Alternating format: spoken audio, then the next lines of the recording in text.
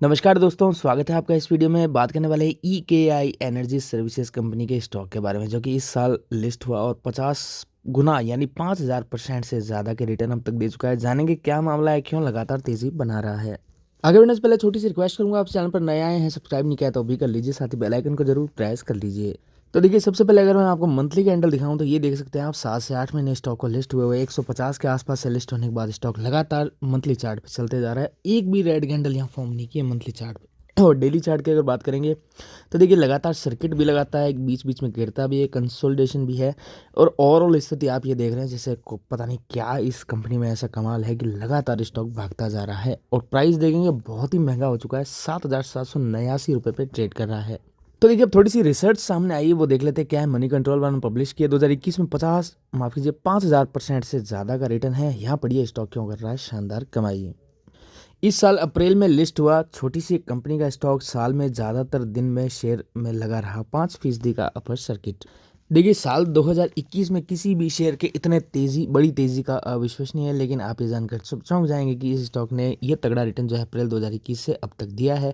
हम यहाँ बात करने वाले हैं ईकेआई एनर्जी की। 2011 में स्थापित एक कंपनी, भारत में कार्बन क्रेडिट इंडस्ट्री की लीडिंग कंपनियों में से एक है। आगे देखेंगे, अप्रैल 2021 में हुआ था लिस्ट। ये कंपनी स्टॉक एक्सचेंज में अप्रैल 2021 में 147 रुपये प्रति शेयर पर लिस्ट हुई थी। इसके आईपीओ के माध्यम से महज 18 करोड़ रुपए की ही रकम जुटाई। बहुत ही छोटा आईपीओ था। इससे ये भी साबित होता है कंपनी छोटी है, आईपीओ छोटा था, साथ ही साथ नंबर ऑफ शेयर्स जो है पूल में वो भी कम है। जब नंबर ऑफ शेयर्स कम रहते हैं तो लिक्विडिटी कम रहती है, इस वजह से शेयर बहुत ज़्यादा तेज़ी से भागते हैं।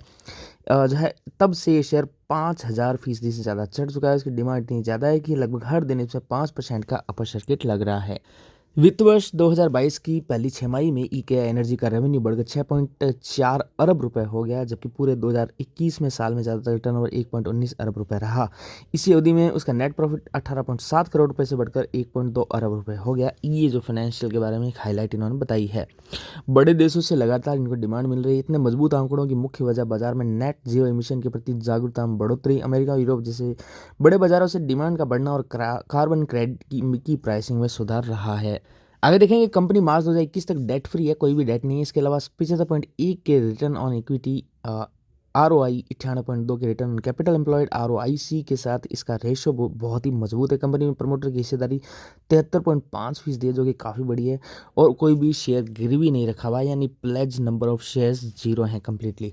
ईके एनर्जी सर्विस के आगे की राह क्या है। ईके एनर्जी सर्विसेज की चालू वित्त वर्ष में 15 अरब डॉलर के टर्नओवर पर नज़र है। साल 22-23 में इनके 50% ग्रोथ की उम्मीद करें कि अगर 50% अगर कोई कंपनी करती है तो यूँ समझ लीजिए वो ब्लास्ट करेगी। मतलब कि अगर 50% बहुत ज़्यादा बड़ा एक नंबर होता है। ईकेआई के चेयरमैन एमडी और सीईओ मनीष दबकरा ने कहा कि बीते साल में 55 की तुलना में इस साल 150 कार्बन क्रेडिट की उम्मीद हम लोग कर रहे हैं। अपने रेवेन्यू को कंपनी आगे बढ़ाने के लिए कंपनी ने एक मल्टी डिसिप्लिनरी एडवाइजरी और consultancy firm Suntech plus rise में 51% जो है स्टेक खरीदी है, जिससे क्लाइमेट रिसाइलेंस सर्विसेज में विशेषज्ञता हासिल है। आगे देखेंगे, हाल में उसने रॉयल डच शेल की एक यूनिट शेल ओवरसीज इन्वेस्टमेंट के साथ एक जॉइंट वेंचर का ऐलान भी किया है। काफ़ी बड़ा ये इन्वेस्टमेंट है।